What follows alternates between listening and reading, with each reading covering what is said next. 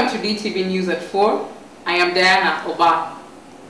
Former chairperson of the Constitution of Kenya Review Commission, Professor Yashpal Gai, has called on Kenyans to fully participate in the debate on the draft constitution to avoid being misled by politicians. Gai, who was speaking during a public forum on constitution review, urged the public to read the draft constitution, which will be published next week. He said the 2005 referendum on the draft constitution was hijacked by politicians who misinterpreted various chapters to suit their interests. The former CKRC chairman says he expects the new constitution to capture key principles that promote democracy, human rights, and equal representation.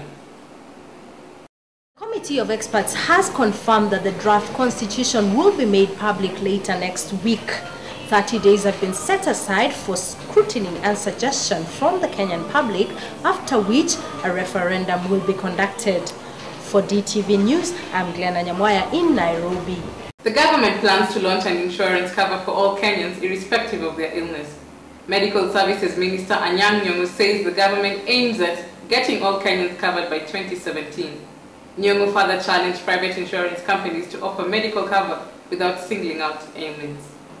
And in business, the Kenya Seed Company Board has shortlisted 3 candidates, one of whom will sit at the helm of the cash-rich farm whose shareholding structure is to be reviewed. Hours after Agriculture PS Romano Kiome stopped the board from meeting at a recruitment agency's offices, the board converged on the Agriculture Ministry headquarters at Kilimo House, Nairobi, and shortlisted candidates. DTV News has established that among those mentioned include a Nation Media Group top official, Postbank senior official, and an Agriculture Development Corporation executive. Ironically, ADC CEO William Kirwa, whose protest forced Dr. Kiome to shift the venue to the Harambee House, was however absent. In regional news, the quest for a common market for 5 member states of the East African Community comes to a reality on Friday. The heads of state will put pen to paper to the protocol giving life to a common interest market at a ceremony to be held in Arusha. This move will allow regional traders and companies a wider zone to operate, given the increased number of potential customers that they will be able to reach. The protocol comes into effect on the 1st of January 2010. The race to represent Africa at the continent's first World Cup comes to a conclusion this weekend. Ghana and Ivory Coast have already secured their places alongside host South Africa at the 2010 World Cup. On Saturday, Cameroon, Gabon, Tunisia, Nigeria, Algeria, and Egypt have a chance to join them. The final places at the Africa Cup of Nations in Angola will also be determined by the weekend's action.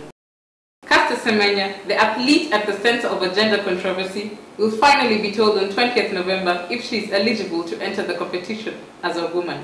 A review of the South Africa's gender test results by the International Association of Athletics Federation will determine her future.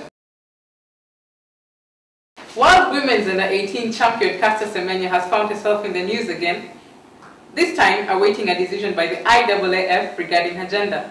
The World Athletics Body will also determine whether Semenya will be eligible to advance her career in sports. But what are her options? She could be suspended totally for unfair advantage, she could be told to have surgery, or she could just be cleared to run as a woman. Semenya, undeterred, is currently training at the University of Pretoria.